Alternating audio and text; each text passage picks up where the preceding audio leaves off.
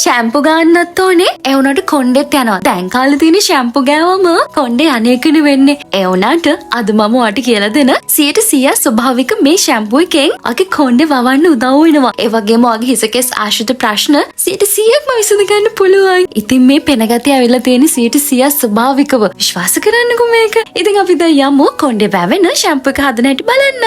අපිට ෂැම්පු එක හදාගන්න මූලිකවම අනිවාර්යයෙන්ම ඕනෙම දේ තමයි මෙන්න මේ ගස් පෙනල වලට තමයි අපි සෝප් නට්ස් කියලා හඳුන්වන්නේ. ඉතින් මේ ගස් පෙනල ටිකක් වැඩි ප්‍රමාණයක් ගන්න. මම මෙතන ග්‍රෑම් 100ක ප්‍රමාණයක් තියෙනවා ටිකක් වැඩිපුර හදා ගන්න නිසා. හිසකෙස් හොඳින් පිරිසිදු කරලා හිස් කබලට හොඳ පෝෂණයක් ලබා දීලා හිසකෙස් වවන්න අවශ්‍ය කරන නිරෝගී පරිසරය හිස් කබලේ ඇති කරන්න මෙන්න මේ ගස් පෙනල උදව් වෙනවා. ඊළඟට අපිට ඕන වෙන්නේ සියක්කා. හරි අලුතෙන් ආපු නමක්නේ. සියක්කා ඕනේ සිංහල ආයුර්වේද බෙහෙත් බඩ කඩේ තියෙනවා. ටිකක් ලොකු විදිහට ගන්නවා නම් මෙන්න මේ වගේ කරල් 4-5ක් හොඳටම ඇති. හිස්සොරි පාලනය කරලා හිසකෙස් ගැලවී යාම වළක්වලා හිසකෙස් මුල ශක්තිමත් කරන නිසා ඔයා මේ ෂැම්පූ එකෙන් කොණ්ඩේ හොදනකොට මේ ශිකාකායි එහෙමත් නැත්නම් සියක්කවල තියෙන ගුණය නිසා කොණ්ඩේ ලස්සනට වවා ගන්න පුළුවන් වෙනවා. මේ තියෙන්නේ වියලි නෙල්ලි. වියලි නෙල්ලි හරියට මම ග්‍රෑම් 20ක ප්‍රමාණයක් තමයි ගත්තේ. අනවශ්‍ය තෙල් ගතිය හිස් කබලේ තියෙන පාලනය කරලා හිසකෙස් වියලි බව නැති කරලා හොඳ තෙතමනයක් හිස් කබලට ලබා දීලා හිසකෙස් වැවීම හොඳින් පවත්වා ගන්න පුළුවන් වෙනවා.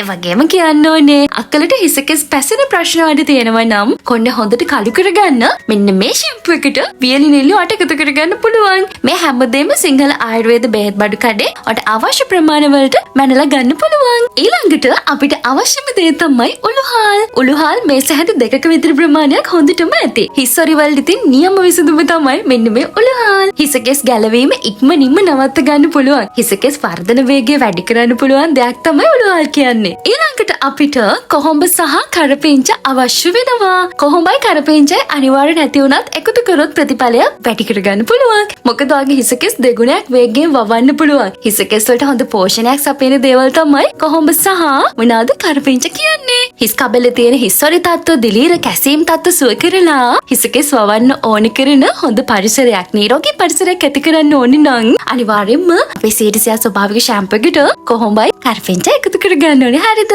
මේ ටික ඔක්කොම හොයාගන්න ඕනේ. හරිද?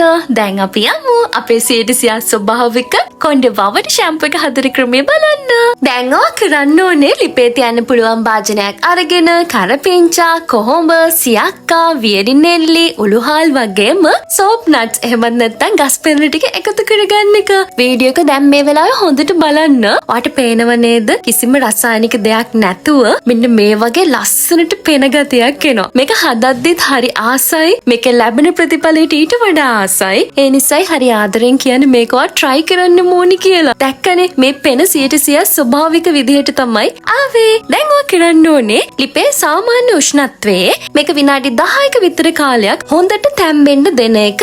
මාරම සුවඳක් එනවා. මම නම් ඒ සුවඳට ආසයි. ඉතින් මේ විදිහට හොඳට තැම්බුණාට පස්සේ අපි ලිප නිවලා මේක හොඳට නිමනකන් තියන්න ඕනේ. මම මේ පෙන්නන්නේ පැයකට විතර පස්සේ හොඳට නිමුණට පස්සේ දැන් ඔයා කරන්න ඕනේ සෝප් නට්ස් වල මෙන්න මේ ඇට ටික වෙන් කරගන්න එක. සෝප් නට් ටික වටේ තියෙන පොත්ත වගේ එකෙන් තමයි අපි පෙන ගතිය හොඳටම ගන්නෙ. දැන් ඒ ටික ඉවත් කරලා දැන් ඔයා කරන්න ඕනේ මේක ඇතුලේ තියෙන හැමදේම හොඳට පොඩි කරගන්න එක. ඔයාට ඕන නම් ටිකක් වෙලා අපි මේක අල්ලන නිසා ග්ලව් එකක් පාවිච්චි කරත් කමක් නැහැ. අතට දාගන්න. මේ වගේ මේක හොඳට මිරික ගන්නකොට මේ පෙන ගතිය එන්න වැඩි වෙනවා. මේක මාරම ෂෝක් හදද්දිත් මේ පෙන ගතිය එන 100% ස්වභාවික එක මම නැවතත් කියනවා. දැන් අපි ෂැම්පූ එක වෙන් කරගන්න ඕනේ. ඊළඟට මේකේ තියෙන හොඳම පෝෂණ ගුණය පුළුවන් තරම් ගන්න try කරන්න. දැන් අපි මෙතනදී කැලි ටික වෙන් කරගන්නකොට පෙන ගතියත් එක්ක පෙන ටික ගන්න ටිකක් අමාරු වෙන්න පුළුවන්. කොහොම හරි මේ කැලි එන්නේ නැති වෙන්න. පෙනත් එක්ක කොහොම හරි ෂැම්පූ එක වෙන් කරගත්තොත් තමයි ඔයා හරියටම හරි. අර කැලි කිසි දෙයක් ගන්න එපා. එතකොට හදාගන්න අමාරුනේ ෂැම්පූ එක. දැන් ඉතින් ඔයාලට තියෙන්නේ මේ ටික මෙන්න මේ විදිහට ගත්තට පස්සේ මේ ටික නම් වැඩක් නෑ. දැන් විසික් කරන්න. දැන් ඔන්න අපි ෂැම්පූ එක හදලා ඉවරයි. මේ ෂැම්පූ එක නම් මාරම ආසයි. බලන්න මේ පෙන සීටසියා ස්වභාවිකව ආපු පෙන සුවඳ මාරම සුවඳක් තියෙනවා. ඉතින් දැන් ඔන්න ෂැම්පූ එක හදලා ඉවරයි. දැන් ඔය කරන්න ඕනේ මෙන්න මේ වගේ ඔයාට පුළුවන් නම් වීදුරු බෝතල් හරි ප්ලාස්ටික් හරි මේ වගේ කන්ටේනර් එකක් හොයාගන්න, බොටල් එකක් හොයාගන්න. ඊට පස්සේ ෂැම්පූ දාලා ඉවර වෙලා ඔයාට ෆ්‍රිජ් එකේ සති 2ක කාලයක් තියාගෙන පාවිච්චි කරන්න පුළුවන්. හොඳට මේකේ සීතල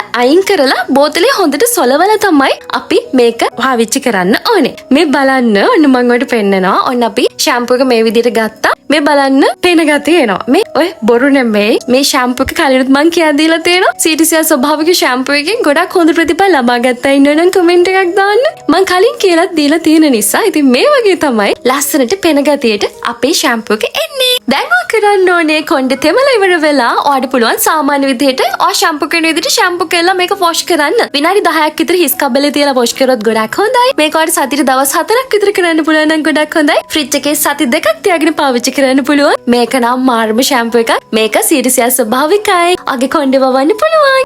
තව දෙයක් මේ ෂැම්පූ එක ඇස් වලට යවා ගන්න එපා. පොඩ්ඩක් අර දන ගතියක් එන නිසා වෙන කිසිම ප්‍රශ්නයක් නැහැ. ඉතින් මේක කළ බලමඩ ප්‍රතිඵලය කියන්න. මං ගිහින් එන්න බයි. ආදරේ.